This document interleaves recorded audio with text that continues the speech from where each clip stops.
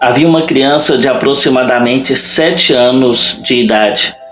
Ela estava ali na porta da sua casa, olhando para a rua, quando de repente ela vê passando um circo. E o circo estava ali anunciando que aquela semana seria a última semana que eles estariam naquela cidade. A criança, vendo aquilo, ficou tão animada, tão maravilhada, os seus olhos se encheram. E quando de tarde o seu pai chega do serviço, a criança corre para o seu pai e diz: Pai, me leva para o circo, pai. É tão maravilhoso. Eu quero tanto ir. Pai, por favor, eu nunca vi algo semelhante. Me leva, pai, para o circo.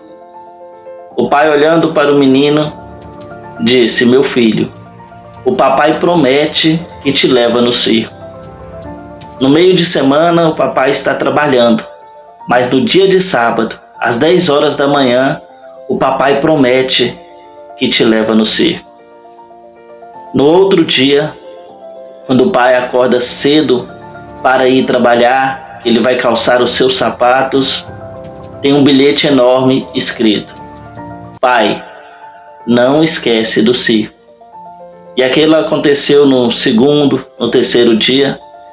A criança estava tão ansiosa, quão grande era a expectativa, que ela nem conseguia dormir mais. E nem se alimentava direito. Chega quinta, sexta, sábado, às 5 horas da manhã. A criança bate na porta do quarto. Quando seu pai abre a porta, vê a criança toda arrumada, sapato nos pés. E então o pai diz: Meu filho, por que você está acordado uma hora dessa, meu filho? Ele: Pai, eu estou pronto para ir para o circo. Meu filho, é às 10 horas, agora é 5 horas da manhã, vai dormir. E o menino então disse: Não, eu vou ficar aqui, porque vai que o senhor esquece. E então chega o grande momento. Está o pai e o menino assentado na arquibancada, quando de repente as luzes se apagam e o locutor diz: Senhoras e senhores. Então o menino, naquele momento,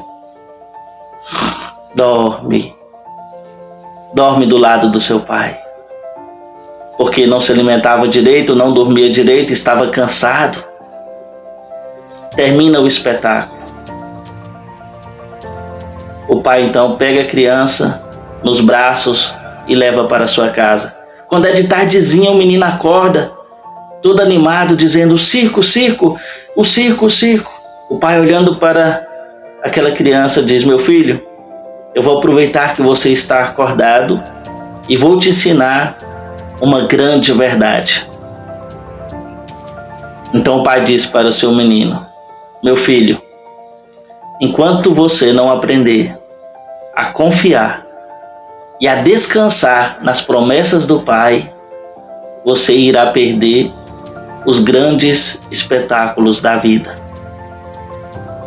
Nós temos que aprender a confiar no Senhor de todo o nosso coração, a confiar em suas promessas, a confiar na sua maravilhosa graça.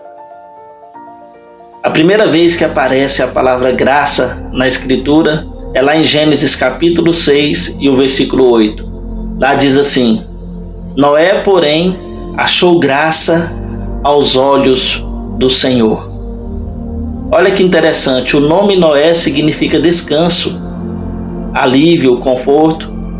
Então nós poderíamos ler o texto de uma maneira diferente. E o descanso, porém, achou graça aos olhos do Senhor. Porque é quando você descansa que você desfruta da graça de Deus, das promessas de Deus.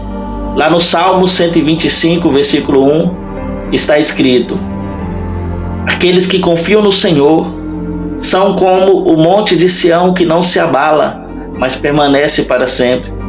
Porque assim como estão os montes em volta de Jerusalém, assim está o Senhor em volta do seu povo.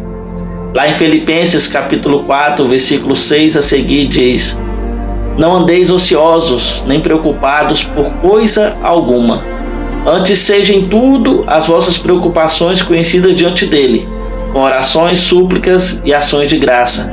Então a paz de Deus, que excede todo entendimento, guardará as vossas mentes e os vossos corações em Cristo Jesus. Lá no Salmos 37, o versículo 5 diz: entrega o teu caminho ao Senhor e confia nele, e ele tudo fará. Lá em Isaías, capítulo 26 e o versículo 3 diz: tu, Senhor, conservará em paz aquele cuja mente está firme em ti, porque ele confia em ti.